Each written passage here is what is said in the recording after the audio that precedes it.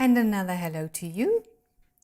In part 2D of our discussion on destruction, we'll investigate the possible conditions before and during the flood, as explained on pages 83 to 91 in the book. While learning more about the flood, keep in mind, none of us were there, which is why we can only draw conclusions regarding the circumstances before the flood by looking at fossils and landscapes and comparing that to what has been revealed in the Bible. The flood occurred about 2,500 years before Christ. So that is about 4,500 years ago, and the Bible is filled with details about the flood. In fact, the flood represents the most detailed account of any single event in the Bible. And in addition, there is very clear evidence in nature that testifies to the consequences of the flood. It appears that the climate before the flood was nice and warm, all the way from the North Pole to the South Pole. This is mainly because deserts, glaciers, ice caps, and higher sea levels probably did not exist before the flood. This means that more ground surface was available for the growth of a much larger amount of plants than today. The higher number of plants on Earth before the flood would have caused higher levels of carbon dioxide, we abbreviate that as CO2, to be produced. Why? Well, do you remember learning on day 3 of Creation Week how plants breathe out oxygen and they breathe in carbon dioxide, while living organisms such as humans and animals breathe in oxygen and breathe out carbon dioxide? So plants take carbon dioxide out of the air by a process that we call photosynthesis to make solid tissue such as leaves, wood, bark, roots, fruits, seed. You'll still learn all about that in school. Then after dying, the plants return carbon dioxide back to the air by decaying, and specifically through the respiration of microorganisms in the process of decay. And because there were so many more plants on Earth before the flood, a lot more carbon dioxide would have been produced in the atmosphere after they died because of their decay. And it would also have resulted in warmer temperatures because the greenhouse effect of carbon dioxide prevents warm air from leaving the Earth. We are often told that carbon dioxide is bad somehow, but the truth is that higher carbon dioxide levels actually improve plant growth and productivity. Other emissions such as sulfur dioxide and soot are undesirable and should be reduced, but carbon dioxide is a God-designed, colorless, odorless gas and a crucial part in the cycle of life. Further evidence of the warmer climate before the flood is the discovery of various plant fossils all around the world, even under Antarctica's ice caps, where coal seams have been discovered. Coal is actually plant material that is fossilized, and these coal seams contain plants which don't occur in the polar regions today, but only in warmer parts. In other words, these plant fossils indicate that the Earth was nice and warm before the flood, even in what we know to be the polar regions today. Now, the fossils provide us with a photo of the kind of plant and animal life that existed on Earth the day that Noah went into the ark.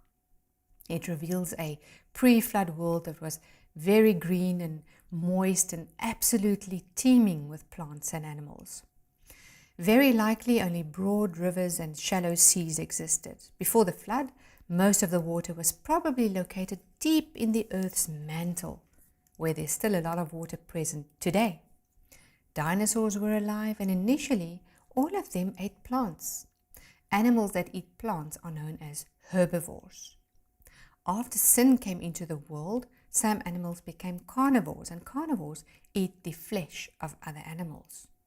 The flesh-eating dinosaurs probably spent most of their time attacking and eating the large plant-eating dinosaurs. Be that as it may, mankind's sin affected the whole of creation very negatively. Before the fall, all the animals ate plants, not each other. Knowing this first, that there shall come in the last days scoffers, walking after their own lusts and saying, where is the promise of his coming? For since the fathers fell asleep, all things continue as they were from the beginning of the creation. For this they are willingly ignorant of, that by the word of God the heavens were of old, and the earth standing out of the water and in the water, whereby the world that then was, being overflowed with water, perished. Some people believe that the flood was just a local event. In other words, they think that the water did not cover the entire earth, but only a smaller local area where Noah once lived. If this was true, why did God not simply tell Noah to move away somewhere, maybe to a high mountain? Why did he have to take birds or flying animals on board? They could have simply flown away if it was just a local flood. But more importantly, although God almost completely destroyed all life on earth, he promised that there would never again be another worldwide flood. And as a sign of his promise, he gave us the rainbow. Through the years, many local floods have occurred in various places on earth, but there has never ever been another worldwide one, such as in the days of Noah. Consider this.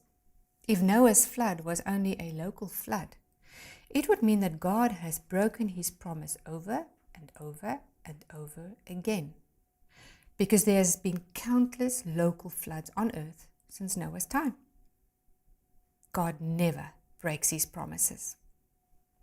In the same way that the fossils remind us how God almost completely destroyed the earth with a worldwide flood, the rainbow serves as a beautiful reminder of his promise to us that he will never destroy the earth in this manner again.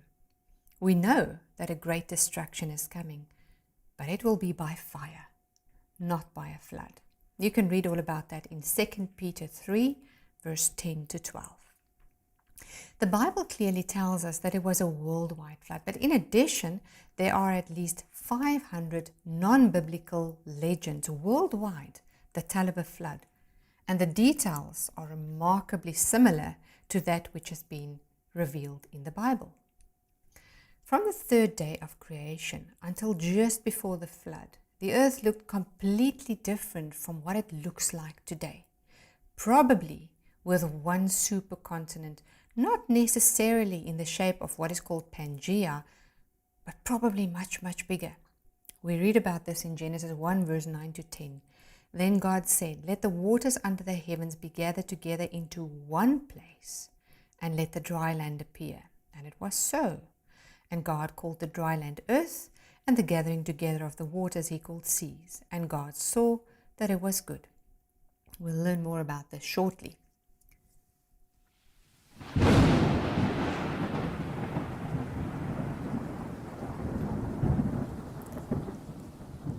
In the 600th year of Noah's life, in the second month, the 17th day of the month, on that day, all the fountains of the great deep were broken up, and the windows of heaven were opened. Genesis 7:11 contains a lot of information. God's word describes how he caused the dry land to come forth out of the water on the third day of creation week. A certain amount of the water that initially covered the earth was probably trapped in and under the land in the process. In fact, geologists have calculated that the rocks in Earth's mantle still contain enough water in their mineral structure to fill up the oceans 10 times over. This image shows you where the mantle is located. So if the ocean was a giant bathtub and you pulled out the plug so that all the water in the ocean drained out, you would be able to fill up the ocean basins 10 times over with the water still present in the mantle. The breaking up of the fountains, according to Genesis 7:11, implies a release of hot magma mixed with steam that pierced the earth's crust, so that giant rifts ran thousands of miles across the planet, tearing open the Earth's surface, for example, where we find the mid-oceanic ridge. These ridges that are shown by the red color in the image were discovered in the 1950s, and they follow a huge circular route across the Earth to form the Earth's longest mountain range of 74,030 kilometers in length. Scalding hot magma vaporized massive amounts of steam or water into superheated steam that jetted into the atmosphere and then falling back to the Earth for 40 days as intense global rain, along with torrential rain from heaven, as described in Genesis 7:11.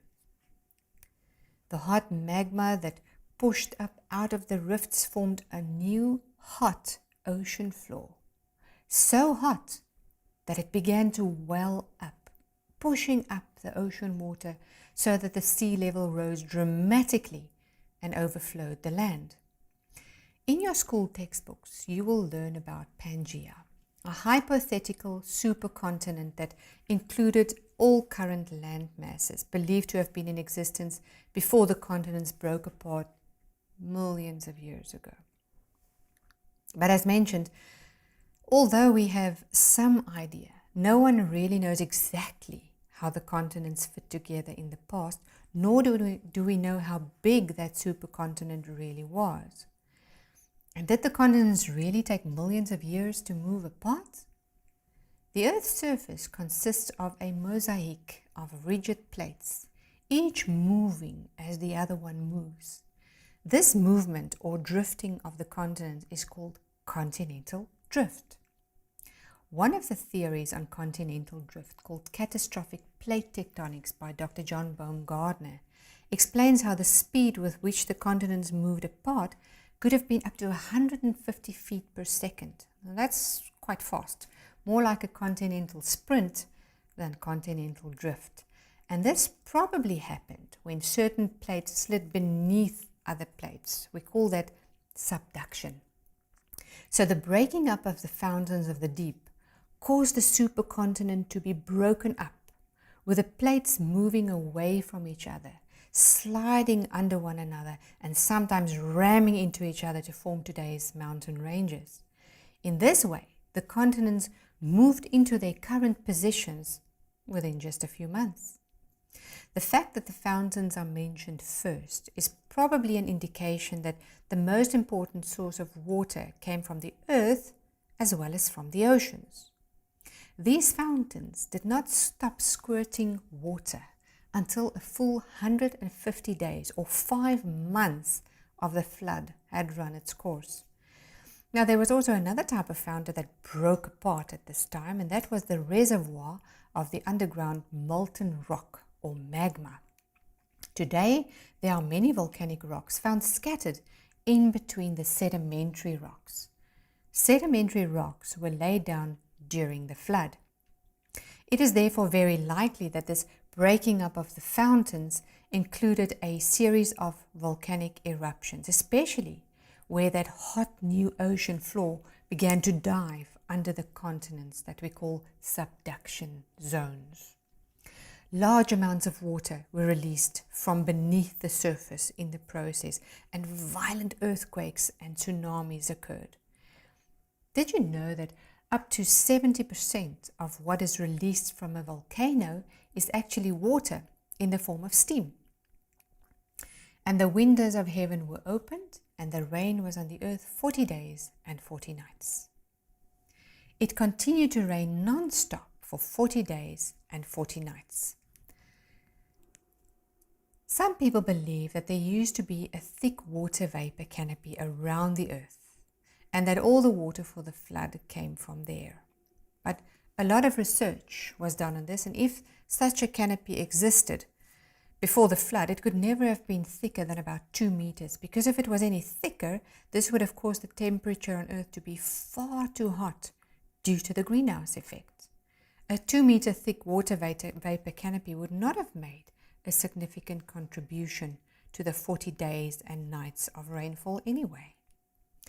According to the catastrophic plate tectonics model, volcanic activity would have caused large amounts of superheated steam to be released from the earth, which would have caused intense global rainfall. So the water for the flood definitely did not come from the sky alone. Most of the water most likely came from within the earth and the sea. Let's now have a look at fossils and how they are formed. A fossil is the remains of a once living ancient organism, about 4,500 years old, that is embedded and preserved in rock. It includes plants, animals and their parts like shells and teeth and bones or complete skeletons, as well as the tracks that they left behind. Now, some fossils no longer contain the organism's original material but consist of minerals that penetrated the organism to take on its form. These minerals eventually harden to stone. We call that petrification. And so the minerals are in the exact shape of the organism or a part of it, but the organism itself is missing in action. The organism is now called a fossil. Researchers have found that chicken bones and wood can be replaced with minerals in just 5 to 10 years, while a large dinosaur bone might take hundreds of years to completely mineralize. It all depends on the burial conditions over the years. Many dinosaur remains have still not completely turned to stone. In fact, more than half of the fossil is usually still original bone, not stone. Some fossil fish still had a fishy smell when they were first discovered. Large amounts of wood from trees that were growing at the same time when dinosaurs roamed the earth have been preserved but have not yet been fossilized. Now, when mentioning the word fossil, most people think of a slow, gradual process over millions of years, during which rock layers or volcanic ash slowly covered the organism. If this were true, it must have been an absolutely miraculous event, because how could this have happened slowly without the organism decaying or being scavenged? For example, when a fish dies today, why doesn't it change into a fossil? Instead, it bloats, floats for a while, and rots. Eventually, it sinks below the water surface where scavengers ravage it, and you just see scales floating in all directions. Basically, nothing's left of it. Let's use an example of a larger animal. Bisons were hunted almost to extinction a mere 100 years ago. Where are all their fossils? What happened to all the carcasses that were spread over the American plains in uncountable millions just 2 generations ago? It barely left a trace. Scavengers ate the meat, and even the skeletons eventually disappeared. So clearly the size has nothing to do with the fact that they didn't fossilize. There is an excess of fossilized plants in the sedimentary layers or strata. Yet, when a plant dies today, even a giant redwood or a baobab tree, it simply turns back to dust over time. Why doesn't it fossilize? The answer is simple. It takes very special conditions for fossilization to take place. Even though we have literally discovered billions of fossils in the sedimentary strata, fossils have never, ever formed at this magnitude in recent times. So what are the conditions required for a fossil to form? A sudden death, a sudden burial, and very high pressure to lock out the oxygen, because if oxygen had been present, the organism would have rotted before it could have turned to stone. The higher the pressure, the faster the sediments encapsulating the organism would have hardened. Now, those sediments that I keep mentioning are actually mud consisting of soil, sand, pebbles, and clay particles that were deposited in various different layers or strata, similar to pancakes, to form the sedimentary strata. And you can see it nicely on this photo taken in the Golden Gate National Park in South Africa. Now, if you poured some soil, sand, and gravel into a container with water, stirred it a bit, and let it settle, you will notice how the heaviest parts, such as the pebbles, sink to the bottom almost immediately, followed by another layer on top of the pebbles. And this will be followed by another layer of sand and eventually a fine layer of clay would be deposited on top. The layer with the lowest density will normally be deposited on top. So the less dense layers will usually occur on top and the more dense layers at the bottom. And in principle, that is exactly what happened during the flood, only on a much, much bigger scale. Worldwide, the catastrophic rifting caused massive mud-filled tsunamis to speed across the deep and then shallow ocean floors in cycles, killing everything in its path. Soil and plants were ripped up and enormous amounts of sediment or mud were deposited in layers, burying billions upon billions of plants and animals in what we call today the fossil record that have since turned to stone.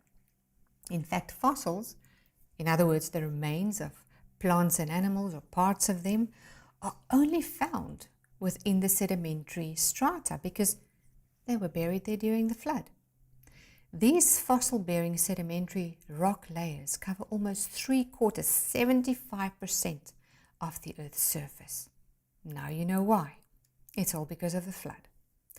The fossil record isn't about time periods, but rather it is about the location in which organisms occurred and the order in which they were buried by the rising sediment-laden waters of the flood. Interestingly, there is a certain order in the fossil record. Simplified, it looks like this. At the bottom, we find mostly single-celled microorganisms.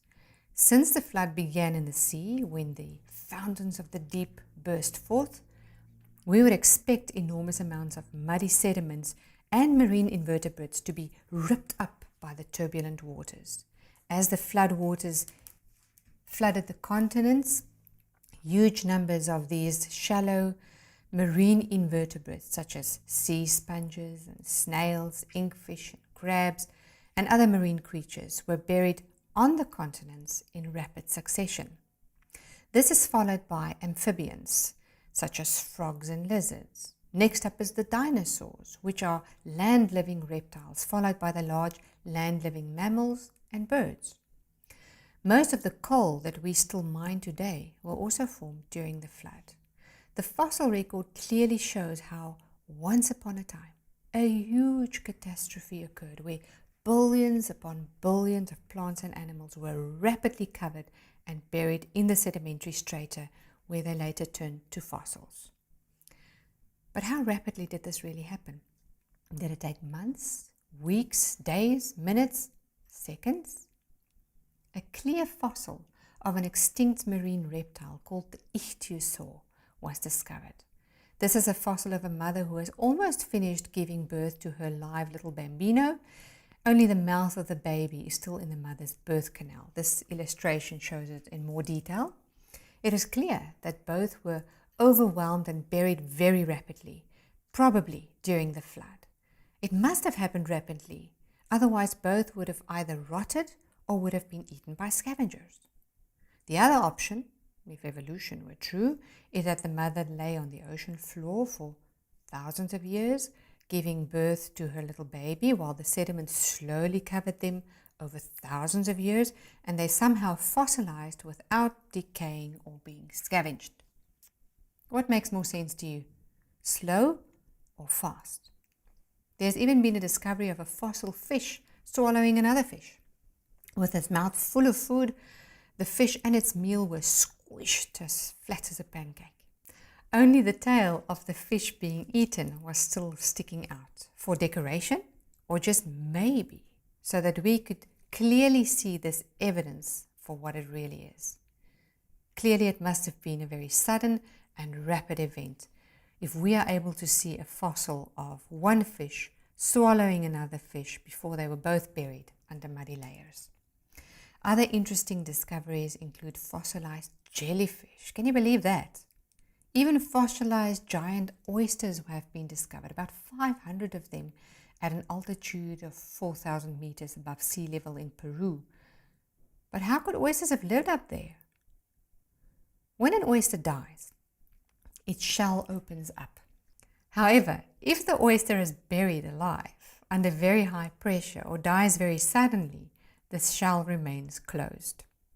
The shells of these multitude of fossilized oysters were all closed, which means they must have been alive when they were suddenly buried under a colossal mass of sediments, and then these areas were pushed up towards the end of the flood to form the mountains such as the Andes that we can see today.